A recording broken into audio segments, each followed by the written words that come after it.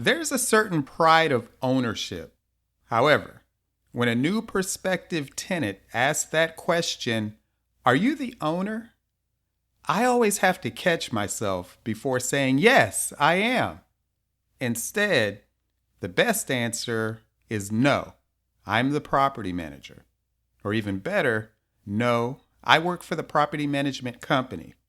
That answer will position you with the greatest freedom and leverage to handle matters going forward.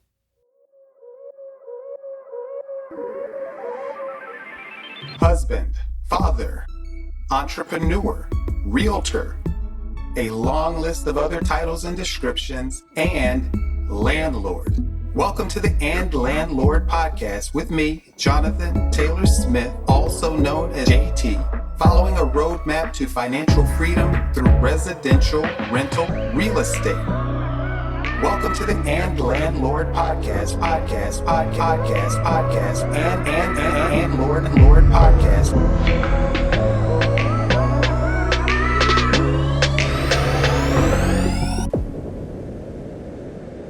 Welcome to episode number 27. Are you the owner? No, I'm the property manager.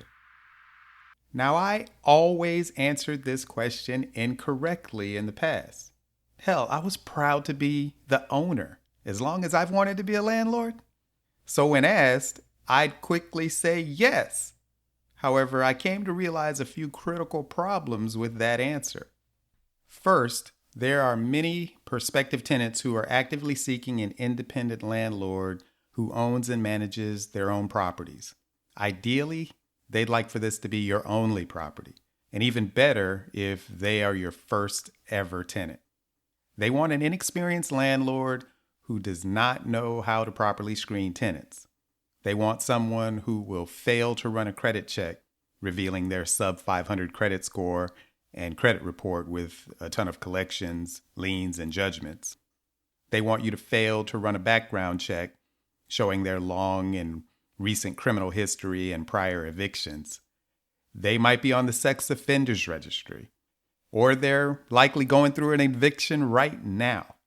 They don't want someone who will check their references, contact prior landlords, verify their employment and income, and on. Experienced landlords are far more likely to do all these things and more. So it's often the case that when you're showing a home yourself, a less than ideal prospective tenant may ask if you're the owner just to see if you might be a good target for exploitation of your inexperience. You're a fly headed right towards the spider's web. The next question is going to be, do you have any other homes for rent? Not because they're not interested in the home you're showing them now, but again, to see how experienced you are. So they're hoping the answer will be no. I can certainly recall some prospective tenants who asked me those questions. Are you the owner? Do you have any other homes for rent? Who were initially very interested in renting the home when I answered yes to the first question, but who quickly lost interest upon hearing my answer also of yes to the second question, and then being subjected to my application process, which makes it clear that I'm anything but inexperienced. Upon seeing that I would not be an easy mark and all their baggage and skeletons would be revealed, serving only to cost them time and an application fee, they went elsewhere searching for someone else to take advantage of. Maybe you, because it won't be me if I can help it. But not everyone asking that question is out to get you. It can be a totally innocent question, but still one you should treat with all seriousness to avoid the urge to claim the landlord title as you do your Captain Morgan stance. Despite the name of this podcast being And Landlord, it's rare that you hear anything good said about landlords. It's a largely thankless job and title that comes with hundreds of years of stigma and current news stories seemingly daily that cast the entire profession in a negative light. So don't claim it where you don't have to. When asked, I'm the property manager, not the landlord, and certainly not the owner. Question, are you the owner? Answer, No, I'm the property manager. But even though I know this is the best answer to that question, it's still hard for me, as I'm very proud to be the owner. Hell, not to pat myself on the back, but I own well over a dozen properties when most people don't even own one. That's an accomplishment and something to be proud of. My mother-in-law almost tears up with pride when she talks about her daughter's husband. She's proud of me and the things that I've accomplished, as is my own mother, father, brother, sisters, and lots of other family members and friends. So whenever I'm asked that question, it's hard not to let that wave of pride from multiple sources flow right into a big yes, I am the owner, striking my Captain Morgan stance. But it's said, pride goeth before the fall, so I keep it in check and just say no. To do otherwise will likely just cause problems later that could have been avoided as the property manager versus being known to be the landlord or owner. And it may also prevent you from falling victim to a professional tenant looking for an inexperienced owner to exploit. Now, is it a lie to say that you're not the owner, instead the property manager, when you really are the owner? Well, first, how I answer what I consider to be a none of your damn business question anyway is up to me. However, I do feel the need to be honest in everything I say. Always tell the truth and you never have to remember what you said to anyone. For me, honesty is high on the list of things I value in others and especially in myself. Of my rental properties, I currently own 3 in my personal name along with my wife. They were the first 3 I bought before I started using hard money lenders and commercial loans on more distressed properties that needed a lot of rehab to be rental ready. And traditional lenders typically won't fund them, or it's hard to get a 203K rehab loan from one. The tenants in these 3 rentals have been there for years. My first tenant from 2015 is still with me, and she's been great. My second tenants are also still with me, and they've been great. The third property has had 1 tenant turnover, but they were also great, as has been the tenants who replaced them. I've had great success with my tenant selection, only having problems with 2 of my former Section 8 tenants. And as I've said before about them, those 2 tenants are to be thanked because they made me a better landlord. Property manager. And most of my policies, procedures, and lease provisions came as a result of what I experienced with those 2. So those who have been with me for a while, or even more recently before I established this habit of identifying myself as the property manager, they know I'm the owner. And if my name is on title for the property, it's easy enough to learn, so I'd not likely say otherwise in those cases to avoid the appearance of lying. Thankfully, it hasn't come up for those, as like I said, the tenants have been there for years. But for my other properties that are not owned in my name directly, but instead owned by my entity, technically, I'm not the owner. Blue Chariot Properties LLC is the owner. Or in the case of some, one of several other entities that I'll not name here for asset protection reasons is the owner, and those sub-entities are then owned themselves by Blue Chariot Properties LLC. I'm just a member of the owning entity, and my ownership percentage of that entity, while likely 100%, is my business between me, my CPA, and the IRS. A famous quote on that: "The secret to success is to own nothing, but control everything." Nelson Rockefeller. So for best asset protection and to give myself the greatest benefits as a landlord, I seek to control the properties and to be known as the property manager while not being the owner.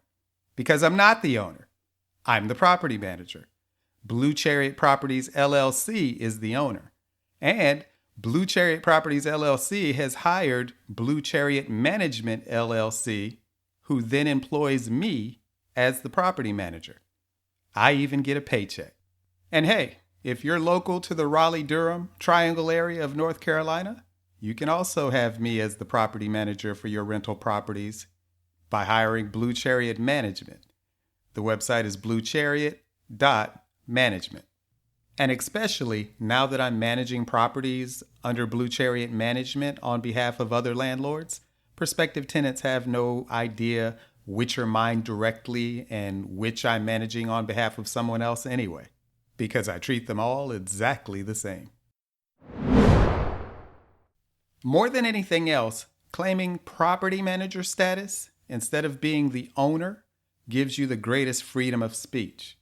It changes you from being perceived as the mean, greedy landlord who keeps charging late fees and who charges for fixing all the things the tenant keeps breaking, to the property manager who must just follow the rules of the lease between the owner and tenant as an impartial third party, also along with following the contract between the owner and property manager. Your hands are tied and you're just doing your job. You're not in a position to make exceptions or to let things slide. And it's not you being mean or greedy, but your legal responsibility to follow the lease and contract. What if you knew that it was the law that every time the police radar showed a speed more than 5 miles over the limit, the police officer was required to pull you over and issue a ticket every time? In that case, the moment you saw the lights, you'd already know the outcome. You wouldn't be happy, but you're less likely to be mad at the officer who was just doing his or her job and had no leeway in the matter. But in reality, when you get a ticket now, you are pissed and you're mad at one person, the officer, because you know they didn't have to give you a ticket. Hell, they didn't even have to pull you over in the first place. They had the authority and option of letting it go or just giving you a warning. But they were mean and greedy.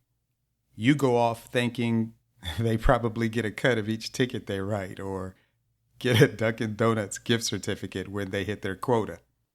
When you are known to be the person in authority and the handling of a matter is at your sole discretion, it will always cause anger and resentment if you handle the matter otherwise than someone affected by your handling would have preferred. So don't claim the authority. Place the authority elsewhere. No, I'm not the owner. I'm the property manager. Now, with that said, and fully understood by all involved, even referenced in the lease, you don't have to and should not make comments like, "Let me check with the owner," when at some level you are the owner. That gets into being needlessly deceptive. Once you've established your role as the property manager, act in that role and speak with the full authority of that role against the lease. It's not tenant to property manager to owner. It's tenant to property manager to lease. In other words, it's not let me check with the owner on that matter to see what the owner says. It's what does the lease say? Once you've established yourself as the property manager, your role is to enforce the lease in legal manner on behalf of the owner. So your communication with the tenant should not reference the owner. It should reference the lease. The owner and the tenant have nothing to do with each other beyond their mutual responsibilities towards the lease. So don't speak on behalf of the owner using false statements to sound as if you're checking with someone else, some third party. Speak directly on behalf of the lease. And if you think that's awkward, remember that you shouldn't be speaking on matters of the lease in person or by phone anyway. Everything should be done in writing. We use an email-based ticketing system for all communication. And if a tenant requests something outside of the bounds of the lease, like new carpet in only their second year, that would logically require owner approval, you don't say, "I'll have to check with the owner to approve that request." Instead, you say in email something like, The rent for each property under management is based upon a specific annual budget for maintenance, repairs, and upgrades. So if we exceed that budget during the lease term, it will result in a rent increase upon lease renewal. Having to replace the carpet early could also incur an immediate charge to you per the lease if it has failed to reach its typical useful life due to actions, neglect, or abuse on your part. And for me, all of this would be spelled out in the lease. My lease even says how long things like carpet and paint should last. So it's not a matter to be determined by the owner. It's all in the lease. And I fully establish myself as the property manager in the lease. Blue Chariot Properties LLC, or related sub-entity on title, is indicated in the lease to be the owner, while Blue Chariot Management LLC is indicated to be the property management firm. And good old Jonathan Taylor Smith is just the property manager or agent of Blue Chariot. And even in the case of properties I manage for others, it's the same setup with them or their entity referenced as owner. And even when I do have to check with that owner on how to handle something, my response back to the tenant on that matter references the lease, not the owner. So don't be like I was in the beginning, so proud of myself that I couldn't wait to claim owner status. Even if the question, "Are you the owner?"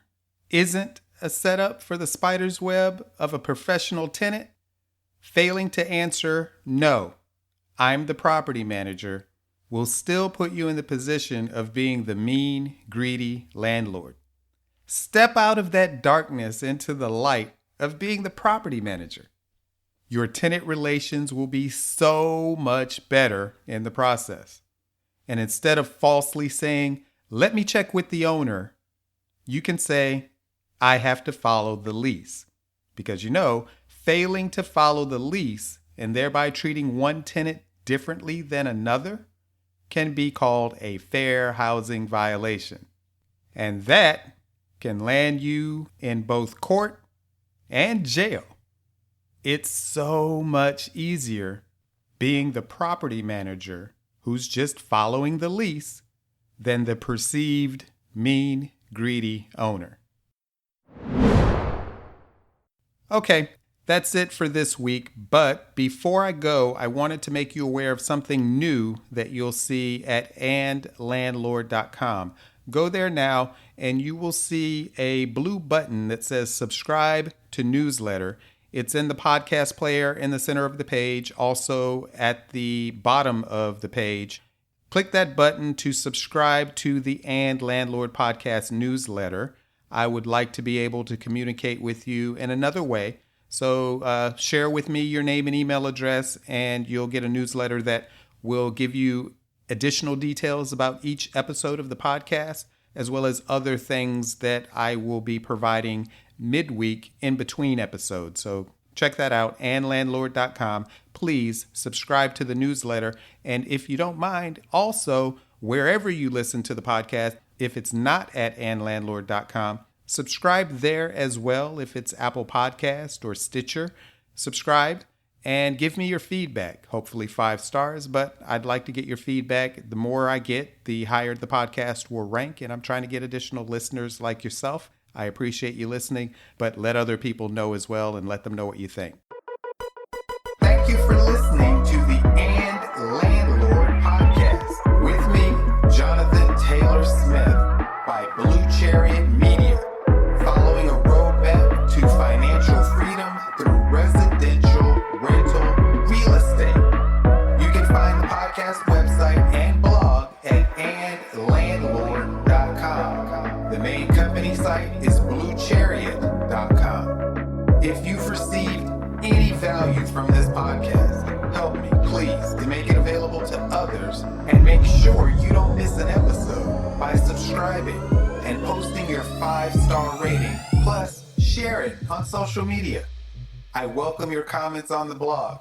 And if you'd like to share your landlord horror story or have a comment or suggestion for the show, call 844-USA-BLUE and enter extension 263, which spells "and" on your keypad, as in "and landlord," and leave a message. It may be used on a coming show. Thank you. Be all that you are. And landlord.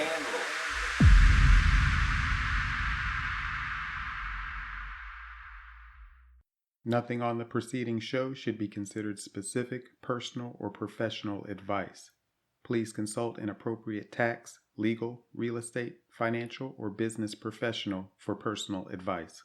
The comments and opinions of any guest are their own. Information is not guaranteed. Any investment may have potential for both profit and loss. The host is speaking solely on behalf of Blue Chariot Media, LLC.